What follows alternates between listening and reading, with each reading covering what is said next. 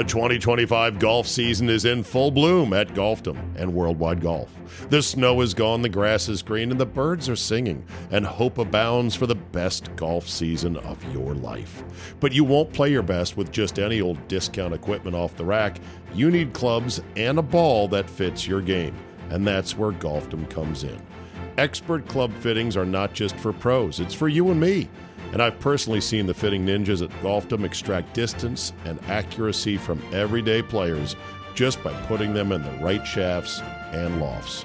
When it comes to apparel, Golfdom is a fashionista's nirvana. Every major brand, all styles, and golf wear for every season and every condition. Bags, shoes, push carts, boom boxes, tees, gloves, training aids, towels, head covers, umbrellas, rangefinders, the list goes on and on. And they've got an armory of golf ball ammunition large enough to launch an assault on a Scottish castle. So just like the new season of the Capital Golf Gang being in full bloom, so too is golf season at Golfdom. Get into any location in the DMV, Tysons, Rockville, and Annapolis, or shop online at golfdomgolf.com, or wherever you go, look for the Worldwide Golf logo and get the best for your game.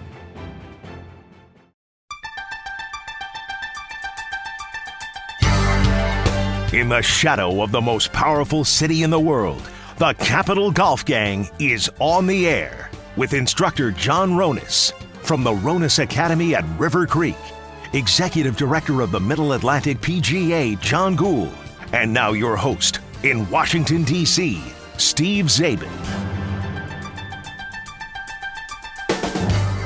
Welcome to a special edition of the Capital Golf Gang. I am your host, Steve Zabin. And I must say, it's not often that a first-time PGA Tour winner invites us to his parents' basement to interview him while his travel bag is still unpacked in the foyer. Much less that the basement in question was just minutes from where we live in western Loudoun County, Virginia. Yet that's just what the Wake Forest product and Leesburg, Virginia native Michael Brennan did this week. Brennan punched through in nearly wire-to-wire fashion at the Fall Series event in Utah to walk away with a life-changing and career jump-starting win. My colleague John Ronis, who is now the head professional at Beacon Hill Golf Club, brought us this week to where Brennan and his family grew up just off the fairway of the first hole to talk about his unforgettable week at the Bank of Utah Championship and his first career PGA Tour win. Senior advisor who wants to make sure he can jump in if anything needs to be cut, you know. Yeah. Our attorneys have told us not to discuss. Yeah. He was wearing pajamas when we showed up. Yeah. Michael put on my badge senior advisor underneath my name. Really? Yeah. Are there junior advisors? And have you vetted them? I was an advisor, and then when Michael got promoted to the Corn Ferry Tour, I told him, I said, you got to promote your It was a staff. self-promotion to senior I'm sure advisor. It was. Yeah. I'm sure it was. Yeah. And we haven't Self-promotion really to talked about my next senior. position. Oh my God. Have you already started talking to his people, talking to your people Well, we're about the next in one? negotiations. Okay, good. I love it. Good. I love it. Anyway, Well, that's good. Well, anyway, congratulations. Thank you. I'm dying to know. That looked like it was fun. It looked like it was easy. Was it either? It was very fun. It's not easy. I played good golf, so it was nice coming down the stretch knowing I had a several shot cushion. But there are periods during that round when I'm pissed and it's just, there's just so much emotion going on, between Jeff and I, and I know he was probably a little nervous. He won't really admit it, but I'm sure he had to have been a bit. But Jeff he was being? my caddy. Yes. Yeah, my caddy, Jeff. He was super cool in the pressure. That was his first tour event he's ever caddied in. Really? So he's batting 1,000 Yeah, he's right doing now. all right. Yeah, so he's doing all right. Well, we had a little text chain back and forth, and at one point he was checking, we thought it was a calculator, right? Remember that? Yeah. One of our guys were like, Yeah. are you allowed to use phones So he's got a calculator on the course? For for elevation? altitude and elevation percentage. Right on. You said that. I did say that. Wow. Yeah. Because in the morning out there, it was kind of cold, like high 40s, low 50s, and then in the afternoons it would get up into the mid 70s, and that's very different, altitude. And in the mornings we were going off of kind of 3%, and that would vary depending on height of shot and how much spin the ball was going to have and how far we were. But then also in the afternoon, the highest we'd go up to is about 6%. Okay. Heat of day, full shot, like kind of getting it up in the air would be max about 6. Does it have an adrenaline button on it too, so you can calculate? Oh, we in the final round, thankfully I had a couple very like hard wedges, and on the second hole I just hit a full gap wedge on 2, and it ended up being a perfect distance. And then on 3, kind of juiced up, just started par birdie. I had maybe a 4-shot lead on the third tee, or a 3-shot lead, but it had been expanded a little bit. And normally my pitching wedge is like a 142 back home, and we had figured with altitude and elevation and stuff, I needed to hit it about 153, and I was like, Jeff, this is an easy wedge for me right now. Like I'm definitely getting 8 extra. Yeah. And ended up being perfectly pin high. So. And you're trusting all this to a rookie looper. Yeah. Elevation, warm in the afternoon, cool in the morning. Yeah. 3%, 6%, a lot of math. He's on his phone. His girlfriend's texting him. Right, he's on the calculator. Yeah. He's got 3 tour victories. They just weren't PGA Tour victories. No, I know, but still. Yeah. We've been working about a year and a half, and we've gotten so much better. Just our communication, and he's got a really, really good understanding for my game now, and what I like to do and don't like to do. And he spends a lot of time looking at my stats. I use like UpGame, and now that we were in a tour event last week, Data Golf, provides a lot of cool information for like player stats and course stats. And I bet he spent hours looking at that data just to kind of figure out what would be the best way to tackle the golf course. And he sent me a text. We're in an Airbnb, we're in different rooms, and he sent me a text at some point during the week. He's like, I'm going to spend enough time on UpGame, I'm going to figure out how we can play a tournament and not win. Just based on on the stats, like I'm going to figure out a way for you to win every single time. And so far he's 1 for 1. I like that. That is funny. Yeah. Well, he did tell you this summer that when you were winning on the Americas Tour, he said, we're going to skip the Corn Ferry. Yeah. And you admitted, you're like, well, son of a gun, if he wasn't right. Yeah. He'd been saying it since we finished the Americas season, really.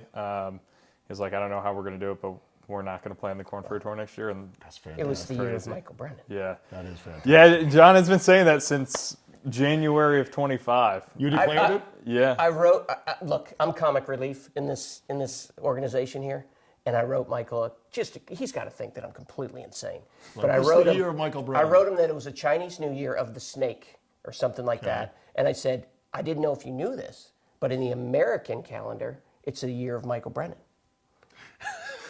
And he laughed. Sounds of course. as fishy as And National let me Tight tell you Ends something. Day. Well, I think I have something. Okay, so there you go. Yeah. All right, so there was a lot going on. It did look easy, though, at home on the couch. And I had some buddies that were like watching, and they're like, oh my God, this guy, your boy's winning, nobody's going to beat him. I'm like, don't you dare jinx it, for God's sakes, because I know that you have to hit the shot. So there's a 2-shot swing there on 10, birdie bogey. It trims your lead down to 3. Yep. You get to 12. It's a skinny little par 4. The other guys in your group are laying back, and you pull out driver and just go. I'm wondering, was that a discussion? Like, should we do this, not do this? Because on TV, it didn't look like you hesitated for a second. Yeah, Jeff loves when I hit driver. He's always going to recommend driver, maybe even more than I would like to pull it, and I feel like I'm more on the aggressive side of things to begin with. Okay. But he just knows it's a good club in our bag, and I hit it pretty straight. And we hit driver on Friday and Saturday on 12. We didn't hit it on Thursday because the pin was kind of front left over a bunker. So even if I had 40 yards, it was going to be a very tough shot, and the greens were very firm last week. So, but I hit Friday, Saturday, back pins, hit driver, had a foot on Saturday and like 7 feet on Friday. So I hit good shots, but then we get there and adrenaline's up. Course is just continuing to get firmer as the week went on. We had a couple miles an hour of wind at our back, and I was like, Jeff, I think I get driver pretty close. He was like, send it. And, send it. Full send. So that's what I and did. You did. And thankfully hit it straight. And Is that I didn't the one think that rolled up to the green and then I didn't rolled- think it was going to get into the rolled through. like green side rough. I thought maybe 30 yards, 40 yards. And even though it was a front pin, I was like, I could land it short of the green. If I was 30 yards away, 40 yards away, like I could kind of make something work. Yeah. As opposed to being like that 60, 70 yard range is a little bit more difficult. But I was maybe less than 20. Yeah. Yeah, the announcers were gobsmacked. And they were like, look at this thing go. He buried it all the way down there. And then, of course, it trundles right into the rough. And I was like, oh, God, don't give him a bad lie. And I see it, I'm like, oh, that's a fluffy lie. Besides, he nipped one off of the hard pan on the previous hole, where it was like, no big deal. I think that was Saturday. We'll get into the chipping with Michael in a second. But when I'm watching the tour events and I see the drives, I'm like, don't go in a divot, don't go in a divot. If I'm rooting for someone. Oh, yeah. Right. And then I was realizing halfway through the round, there are no divots where you were hitting it. So it was Not fantastic. where he was hitting it. That's what I'm saying. Yeah. So it was great. But I believe Hoey just missed a divot on one of his, the drivable par 4 later in that back 14. nine. Yeah. He hit it and it kind of slid off the side, and they're showing it zoomed down, and there was a whole bunch of divots, and it curled around one divot and stayed out. I was like, oh my God, I would be palpitating watching that. Yeah. But I kind of thought, like, once you did that and you made birdie, it was like, this tournament is over. Did you feel that? Not at that point. I wouldn't No. say so. I mean, that was a great birdie to make because Rico buried like a 21-footer on that same hole to keep it within 3 effectively because I had a shorter putt for birdie. And that was a big putt. That was a big putt for him in that tournament, really big. And 13 was, I would say, one of the harder holes of the week, just where the flag was on Sunday, kind of a tighter driving hole. Second shot's elevated to maybe the firmest and fastest green of the week, kind of very small landing areas with a pretty severe ridge on the left side, and the pin was all the way front right over top of a bunker. Green runs away from you, and if you miss it in the right rough, green's running away from you. You almost can't stop it on the green. So it was a really tough pin. I knew it was going to be tough, and I was very happy with my second shot in there to 30 feet behind it on the right tier. And then Rico hit an amazing shot that covered the front fringe by 6 inches and ended up pin high right 7-8 feet. And it was just, he played that hole so well, and probably deserved to have made a birdie there. But I would say after 14, is maybe when I was like, all right, like, come on, Jeff, we got this. Right.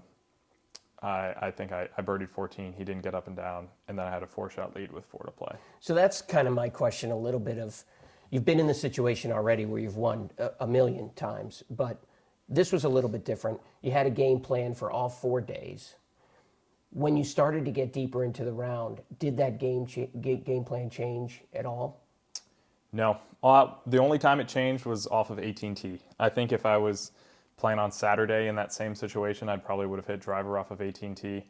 And Jeff and I had a bit of a discussion, almost hit driver. But then I was like, it's probably a little stupid. They kind of bring some of the rocks in on the right side into play. And the only thing that could really, really go bad is if I had to come back to the tee and effectively wasted 2 shots. I was like, as long as this ball is in play, tournament probably over at that point. Yeah, because the lava was general area. Right. So it wasn't hazard. No, if you were lucky to take an unplayable, you could have done that, but most of the time you're going in retain. Which brings us with a an little bit to unplayable. 18 when you had to crawl down. And the caddy should have been Yes. doing that. Let's get that straight in the future. So not sprain an ankle in the 18th I was hole. like, why is he going down there? He's And not I gonna heard hit people it. saying, be careful. I'm like, why is he going down there? He's not going to hit it. And the answer was because it's not hazard. You have to had identify it. Yeah. I had to make sure it was my ball. Yeah, Jeff texted me earlier today. He's like, if I hear one more person tell me that I should have gone down in those No rocks, way. yeah, I'm going to lose it. So I'll have to send him this video when it comes out. Be one more Exactly. person. All the good and Like, pick up but- the why, yeah. why didn't you just lay back of all that? I probably could have. I hit, that was the worst shot I hit all week, probably. I don't know if it was A 6-yard definitely a pull. little nervous. The answer is Maybe why a little would you? lack of focus. Why but, would you? You're hitting it great. Yeah, I mean, I hit it good, and Do what I you're was doing. trying to land a 4-iron on the front edge of the green. We figured it was about 235 front edge, like back home 235. Just hit it left and tugged it, and Yeah. it is what it is. There you Yeah. go. I mean, at that point, I'm sure there's a lot going through your mind at that point. So Yeah, it's not like, as focused a shot, but it's the right shot. Just didn't execute it. Yeah, I could have, looking back, maybe hit a 6-iron or a 5-iron, and just been just in front of the hole, but it never crossed my mind I was going to hit a pull hook into the left rocks. You know what I mean? So it was just kind of maybe a poor focus or something like that. But I'm interested in things that people would never, ever know, like the day of. So you've been in final groups. You have to wait till 2 o'clock in the afternoon on a lot of times. This is a PGA Tour. The amenities are a little bit different, but I did hear an interview today that you worked out at your hotel, your B&B that you were at. Mm-hmm. Tell me a little bit about that day. I want people to kind of know a little bit about that day. Yeah, so we finished the round Saturday, had a 2-shot lead, and it was kind of amazing. We finished close to dark, did a few interviews after the round. Then we went and my parents picked up Mediterranean food for the, I think, third straight night from the same place because it was working. Yeah. So we had to stay with it. And it was quick and easy and good food. And I was a little worried about going to bed that night, just maybe not being able to sleep, sleeping on my first lead as a 54-hole lead on tour. Thankfully, I was tired enough that I kind of hit the bed and went to sleep immediately. The Whoop said that it was all right that night? Yeah. So I got a 84% recovery according to my Whoop, which is great. Perfect. After like such a high mental strain the day before. But yeah, I woke up in the morning. I had a 7 o'clock alarm, and I woke up at like 6:20 to pee, and could not. No chance. I was going back to bed for the last 30, 40 minutes. Right. So I just kind of laid in bed thinking like, wow, this is cool. Got a great opportunity.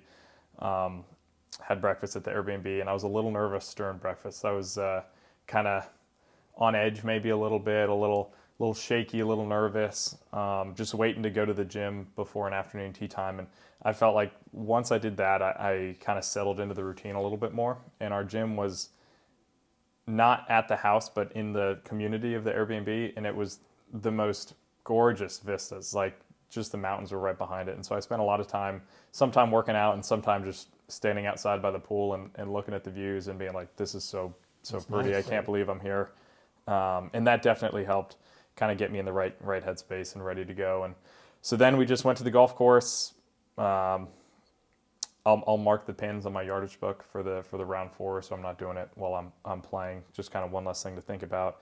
Get a second meal about 10 o'clock, and then at 10:30, about an hour and a half before my round, I'll go to the trailer and go through my like proper pre-round warm-up before getting to the range about an hour, 10 minutes prior to the tee time. Now, when you say workout, you don't lift on the day of playing, do you?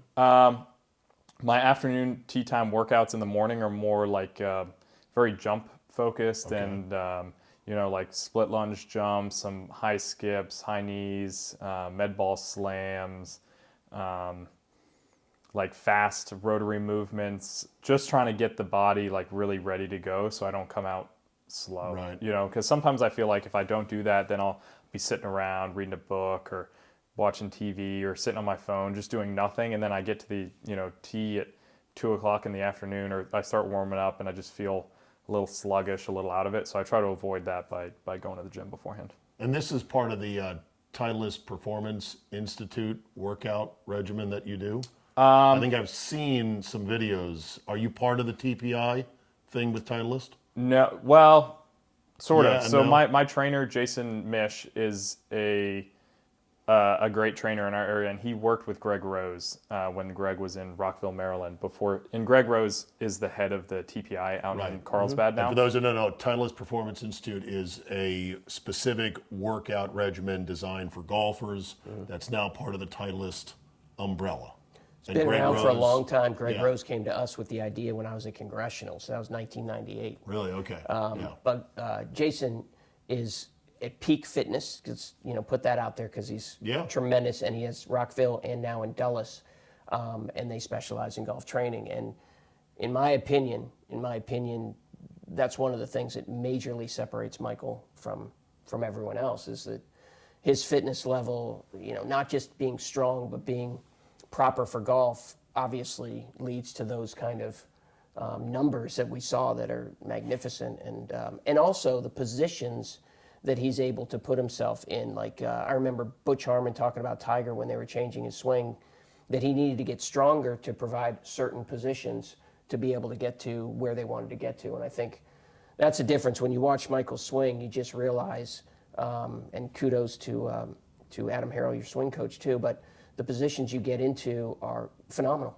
I mean, just phenomenal. I mean, I've seen it for a long time, but seeing it on TV and next to the tour players, that's why they start talking about longevity of what they expect out of you. I expect out of you. Were you on the workout thing early in your career in high school? Yeah, I've been 7 years now working with Jason and his team at Peak.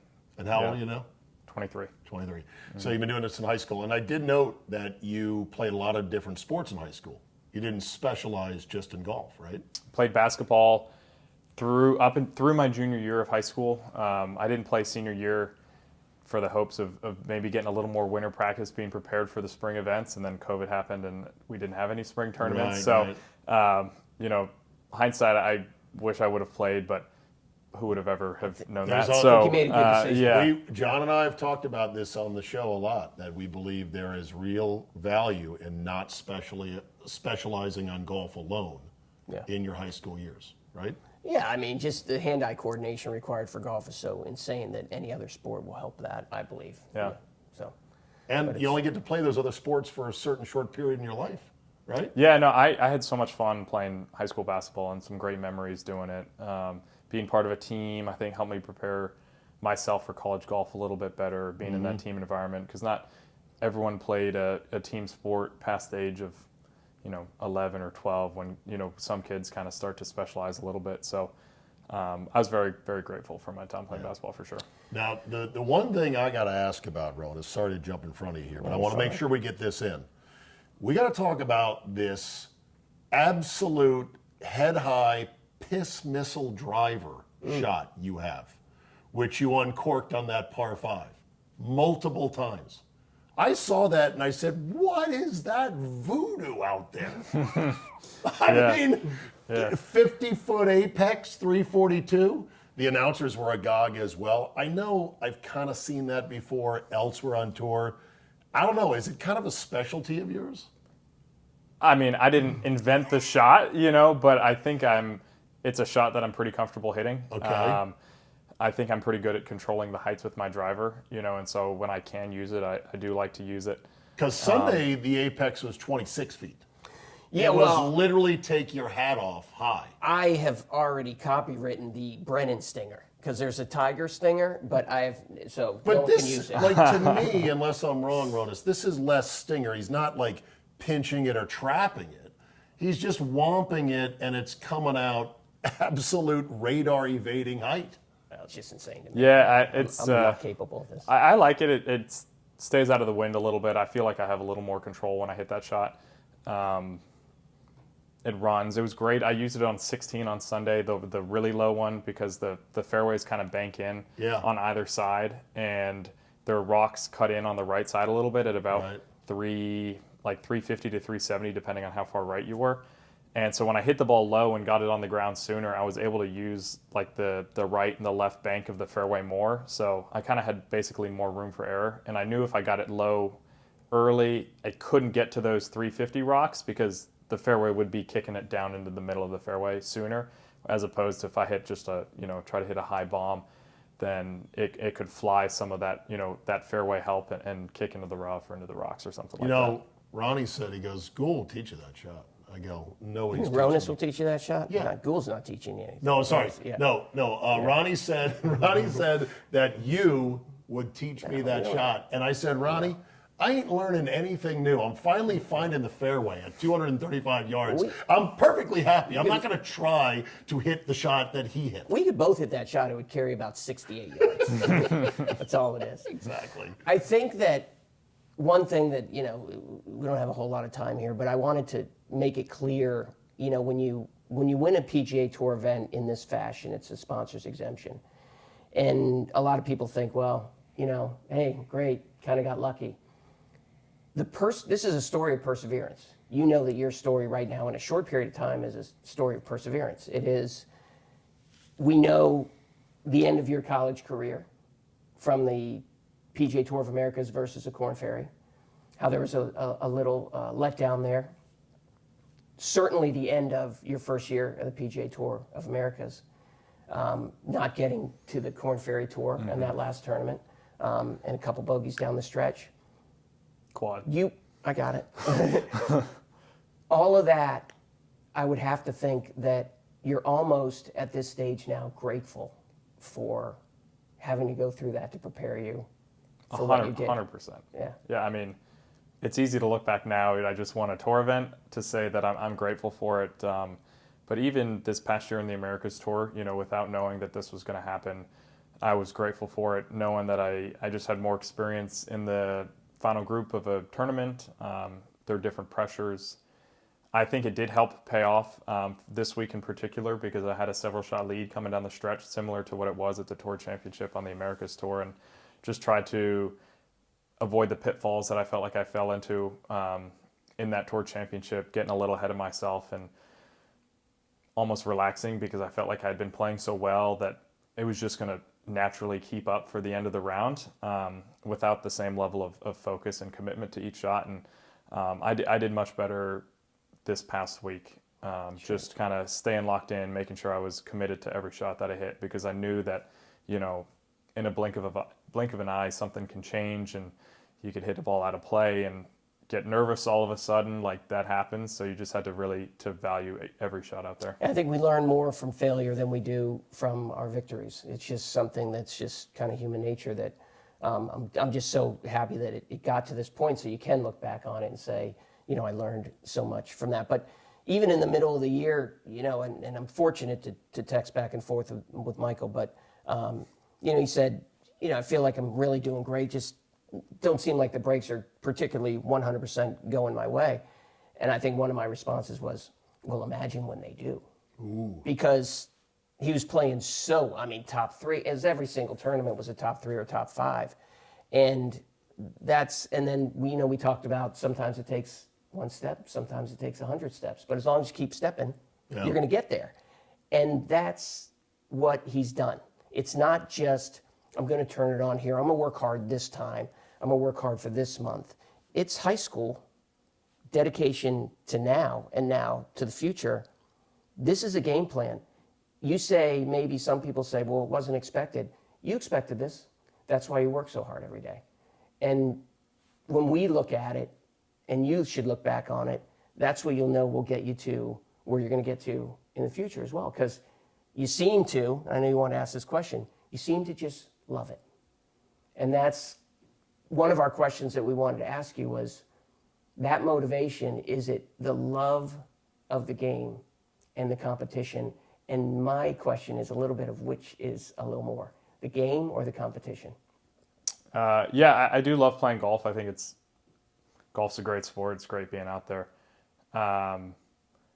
I love the competition though. I think that's probably the biggest driver. It's something that I can dedicate my life to and kind of go all in on. And for me, that I feel like that's a great thing for me and something that I enjoy doing. And so the competition, I'm good at golf. I enjoy playing golf. But it's a great medium for me to, express that and kind of dive into something like that and try to perform at a high level doing it.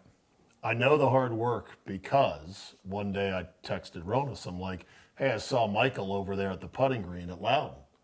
And Ronas said, did you say hi? And I go, nah, man, he was working. Besides, he was working on aim point. And you know that I think that thing is voodoo. But I remember watching you that day and your aim pointing and do you use aim point now? I don't. You don't? No, but you tried it. Yeah, I tried to teach myself this off season because I felt like I struggled last year with reading some of the greens. And so I wanted to experiment with it a little bit. And I maybe could have given it a bit of a longer run and tried it a little harder. But I did try it and just felt like it wasn't for me. But I do think that it's something I could potentially revisit a little bit this off season. In particular, late in rounds when there are trees on the golf course, I felt like shadows became an issue for Jeff and I. A lot of holes where half the green is. That's right. Keep going. Half the green is obstructed by trees and shadows, and it just makes the reading of the green very difficult because the lights are different. I don't know exactly what the reason is. So I feel like I may want to use it as a kind of a backup. You know, maybe when I'm in those situations, shadows are tough or something like that, then I could kind of rely on that as at least some sort of idea. So I'm going to look into it in this off season again and revisit it, but not my primary. A tool. Yeah, No, exactly. done Not it, my try. primary. Right. Yeah. Right. All right, so wrapping up, what's next? I leave in a couple days. Well, I've got Friday skins at River Creek. Sure, of course you do. On Friday. All course right, you do. were any of the knuckleheads that were on TV in the pro shop or in the clubhouse, do they owe you money?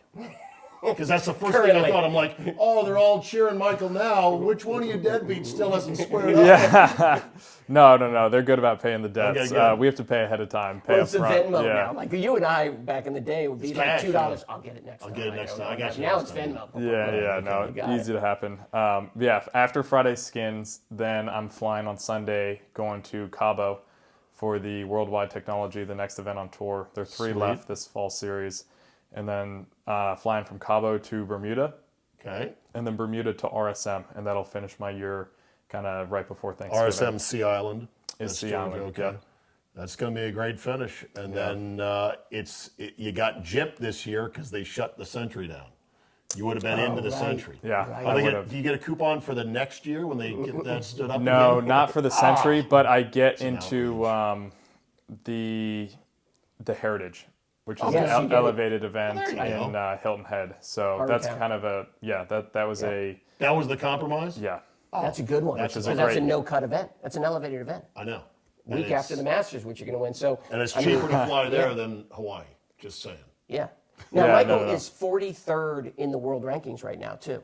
So that's top 50 is Masters. So- Well, there's going to be another victory. I'm not worried about it. So you're Michael Brennan. I already know what's going on. Listen, his caddy can write those checks. You can't. I can say whatever I want. Well, look, congratulations. I would say best of luck going forward. You don't need luck. You're putting the hard work in. You've earned everything. I will just say best of health and best thank of you. airplane connections. How about that? Right, Rose? Yeah. Thank you for I that. want to say thank you because the impact you've made in our local guys, Joe Johnson sent me a video last night. He goes, I'm thinking about putting my hands a little bit more facing each other. I'm like, oh, I wonder where you saw that for the last 4 days. So, That's one of your former students? current, I guess. Current, okay. So, you have fun and you let everyone in, and it's definitely appreciated. Like I know when I'm texting, I'm an old guy. Like I'm twice his age plus 10, and he always returns my text, and I think it's just so cool to be part of that. So Well, you said that was the toughest part of winning. You have been buried in text messages. Yeah, I want to get to all of them because I don't want to feel like someone texts me congrats and then doesn't hear back Can't just from leave me. them on you red. know, yeah. Like, oh, look at Brennan's already going to his head. But Yeah. it's not You skip mine. it's not a bad thing. It's a good problem to have. But it just shows you how much support that I have following me, my friends, and the video from River Creek of everyone showing up and cheering for me was really cool. And after seeing the video, I could only think like, man, all those people showed up. What if I shot 80 the final round and they were just disappointed? So I'm And glad that's the that. thing. No one would have been disappointed. I'm glad that I was able to- You were nice enough to give pull me it two. through. You gave me 2 U.S. Open posters when he played them, and he signed them. One of them after my caddying episode. So we don't want to say what's signed on that, but I just sat there in my family room and between those posters, and There you go. I knew it was going to happen. So. Yeah, thanks. All right, Michael, thank you for your time. Yeah, and thanks thank for you having me to on. your father as well, and great family. And away we go. What a career it's going to be. Yeah, thank you. Thanks again to Michael Brennan and his wonderful parents, Mike and Shannon, for giving us some time this week. We look forward to many more big moments for this young man as he begins his PGA Tour career, and we look forward to talking about them on the Capital Golf Gang. Thanks for listening, everybody, and we will see you next time. This has been the Capital Golf Gang. If you'd like the gang to visit your home course, send your inquiries to zabe@yahoo.com. That's CZABE@yahoo.com. And for free swag, we're all in extra large. So yeah, thanks for the shirts.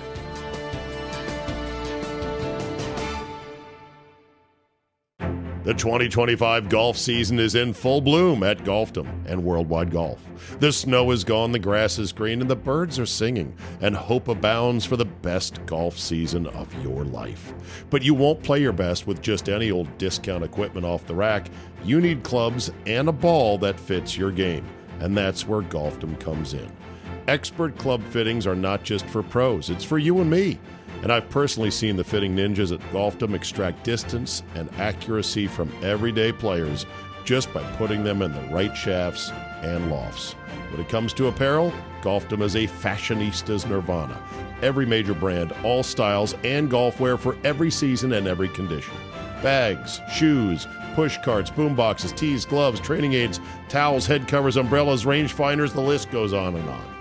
And they've got an armory of golf ball ammunition large enough to launch an assault on a Scottish castle.